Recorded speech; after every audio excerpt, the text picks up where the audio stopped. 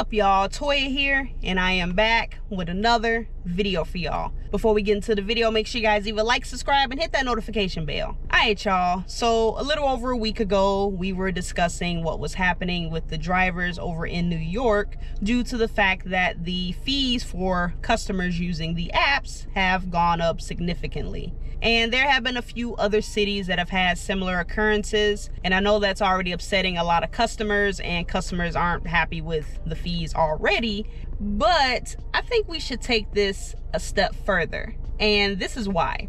A lot of people are relying on these services that these apps provide as necessities, when in reality, they're luxuries. Yes, convenience is a luxury, and that comes at a price. There's actually a comment that I have received that sums it up perfectly. And I'm not going to read this whole thing. If you want to read it, you can pause it and read it. But I just want to point out this one section over here. People need to stop treating food delivery, grocery shopping, running errands for them like they aren't luxuries. It's a luxury for an adult to do things for another adult, regardless of lack of time or resources to do them yourself. If you, as an adult, do not have luxury money, make the time to do it yourself, or figure out another way to accomplish the task of delivery, cooking, shopping, etc. So thank you, Jennifer Montgomery, for that comment. Yeah, this sums it up perfectly for me. So with that being said, I personally feel like there are some factors that should have additional influence on how much someone is actually paying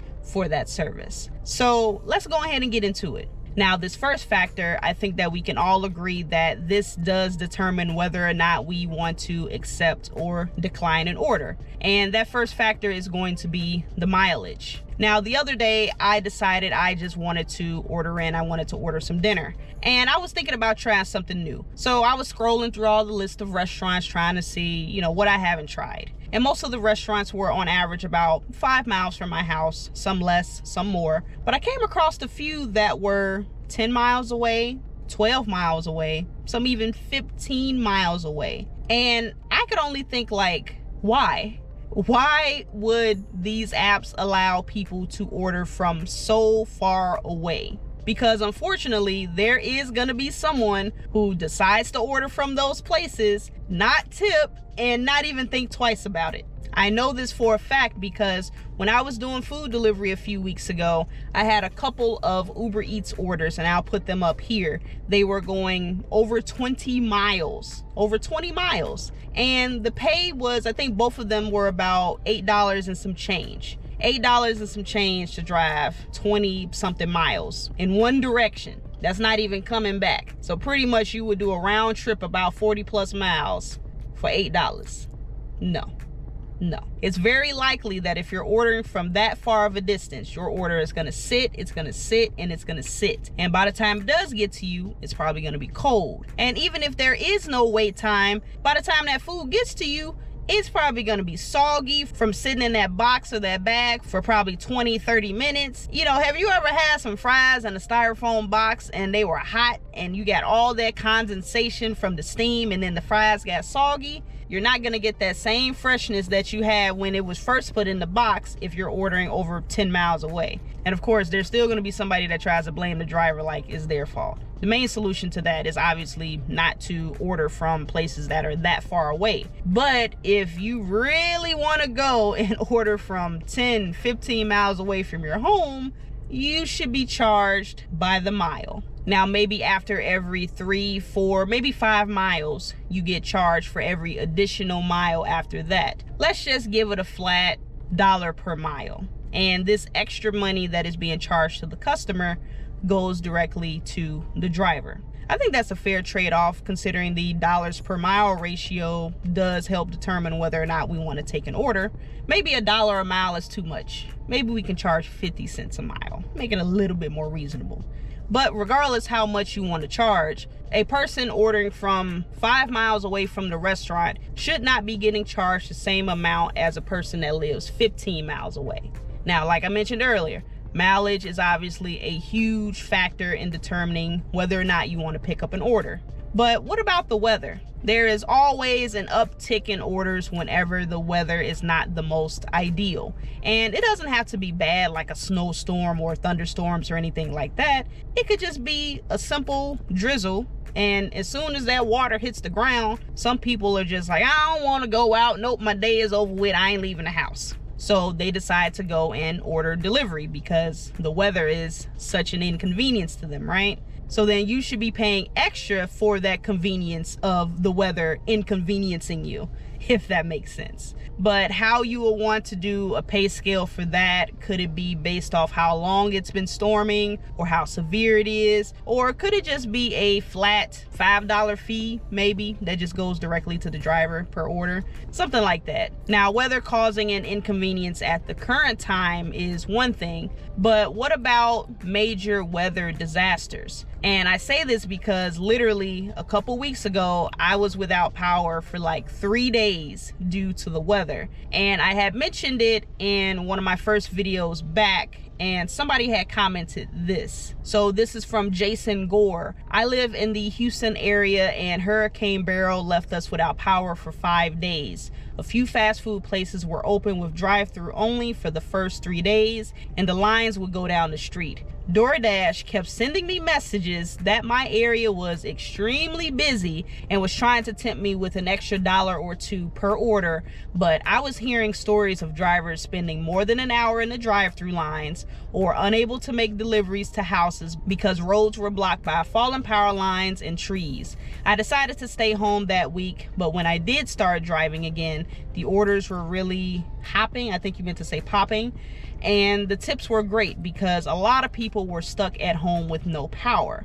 So first of all, I'm hoping that everything is back to normal for you. I know after a major storm, it might take you a little bit to get back on your feet, but hopefully everything is back in order. And thank you for your comment. So after reading this comment, you know, I just couldn't help but notice that it was a very eerie parallel to what was going on here as well. Because the day after the storm, we didn't know when we were going to get power back. It was already 12 hours with no power. And some people were starting to hear that we probably weren't going to get power for at least another 2 days. So I'm like, okay, we got to conserve our food. Let's go ahead and get a bunch of ice. Let's get another cooler and try to preserve as much food as we can. So we're driving to a store that's like not even 2 miles from our house. And you have a bunch of traffic lights that are out, a bunch of debris just everywhere, trees in the road, and it was a mess. It was a mess. And like I said, that was only 2 miles down the road, just going like a straight shot to the store.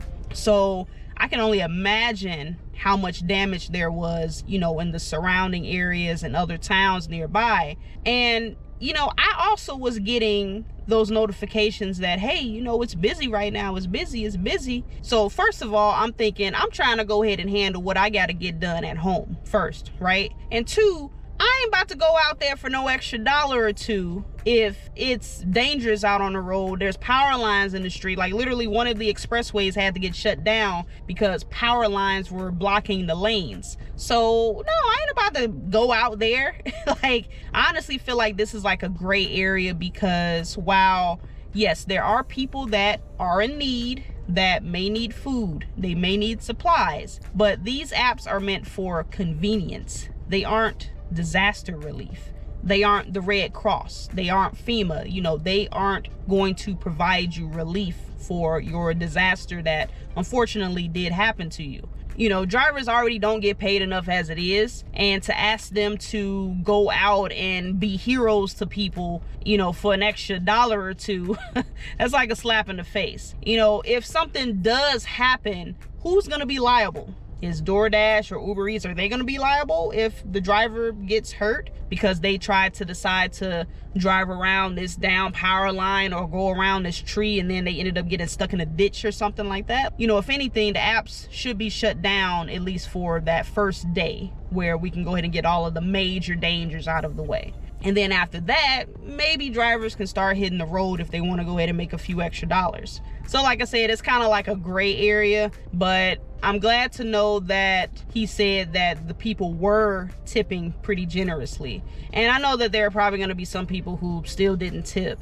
You know, it's unfortunate, but that's why I think there should be additional compensation for those drivers who do want to go and, you know, take those risks to get that food and those supplies to the people who do order. They definitely deserve more than just $1 or $2 for peak pay. Now, mileage and weather, these are definitely going to be two major factors that could determine whether or not the customer should be paying more in fees. But I think there's one more, or I should say maybe two more factors that might play a part. And one of these I think might be a little controversial, but I'll explain why. So when I still was going into the office at work, this was around like 2019, I think, 2018, 2019. I ordered DoorDash a couple times and I got charged a Chicago fee. And they never really explained what that fee was. And you guys can tell me if I'm wrong, but I personally think that it was going to be for one of these two reasons. One reason is the area really wasn't the safest. It's not really a high crime area per se, but there definitely have been robberies in the area. The other reason might be due to the lack of parking. Now, my particular job, there was an actual lot that you can pull into to get to the building, but I know that's not the case for a lot of places in the city. Going back to the crime, again, this might be controversial, but do you guys think that people in high crime areas should be paying a little bit extra for drivers to come into that area? Obviously, it's not the customer's fault, and as a driver, you do have the option to turn that order down. And that's exactly what I do. You know, if I don't feel safe in a particular area, you know, there's really no reason for me to take any orders that take me into that area. You know, that's on me, right? But of course, there's still going to be people that do go and deliver in those areas. And same can be said for parking. You know, I've said this plenty of times. I don't like doing deliveries in Chicago, especially downtown, because parking can be a headache. So you can either risk parking illegally to go ahead and get whatever you need to get delivered, or you can pay for parking, and then 9 times out of 10, you're probably not going to get reimbursed for that. So in the event that you do have to pay for parking and you don't want to park illegally, risking getting a ticket, that should come out of the customer's pocket. If they're not going to be able to come down and get that food from you, and you have to go get into the elevator to go to the 30th floor, and your car is just sitting out there, whether it's illegally parked or you had to pay for parking at the meter or in the lot or whatever, that customer should come out of pocket to pay for that. So yeah, those two other factors, like I said, high crime areas and parking, just a couple other minor things I wanted to throw out there and just see what your thoughts were.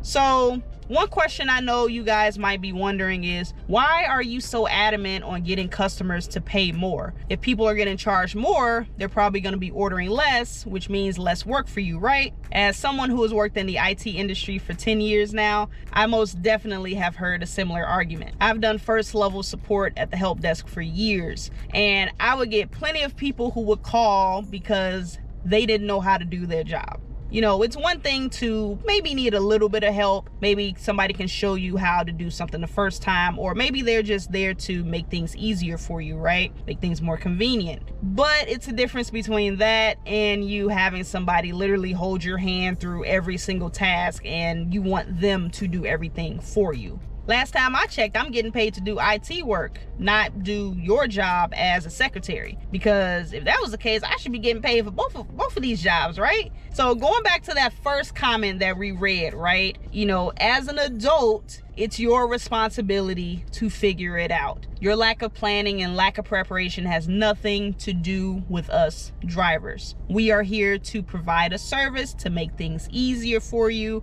and like I said, provide that convenience. But we are not here to be an adult for you because you didn't do your due diligence and make sure that you had everything that you needed to do to be an adult. So when people say, oh, well, you know, you're going to have less orders, you're going to do that. Well, as an adult, I'm going to do what I need to do and make the necessary adjustments so I can keep bringing in my money how I need to bring in my money. And if that means that it's less orders for me, that's fine. I'm going to go and move on to something else, whether that's another app, get another stream of income. I'm going to go and get what I need by any means necessary. So I'm not worried about less orders. And anybody that is a smart gig worker, they're not going to be worrying about less orders as well. They're going to get out there and they're going to get it another way. So that's irrelevant. So as we continue to work on these apps, we not only deserve more respect, we also deserve proper compensation.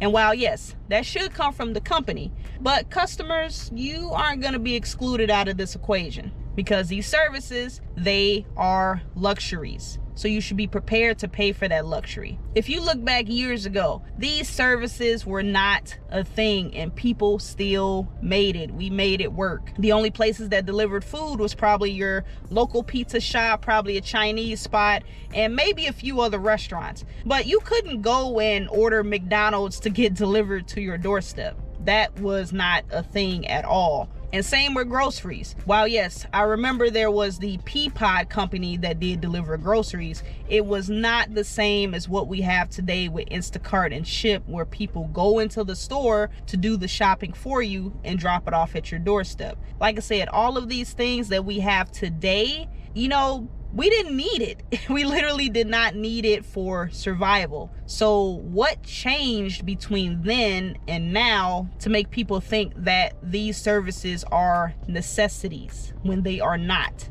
They are not required for your survival. Could it be that people lack independence? They don't know how to grow up? Are they lazy? Who knows? But the fact of the matter is, if you want convenience, you gotta pay for it. But yeah, guys, that's pretty much all I got for this video. So hopefully this doesn't turn out too long, because I know I be yapping sometimes. But I would love to know your thoughts on this topic. Do you think that customers should be charged more for convenience? And are there certain factors that you believe should cause the prices to increase? So like we mentioned, the mileage, the weather, any other factors that you think should come into play? Let me know in the comments. Now, before I go, I have to remind you guys to leave a like, subscribe, and hit that notification bell so you do not miss a video. But I'm gonna go ahead and get up out of here, guys. I hope you guys enjoyed this video. I'm gonna catch you guys on the next one. And as always, stay safe out there and keep grinding.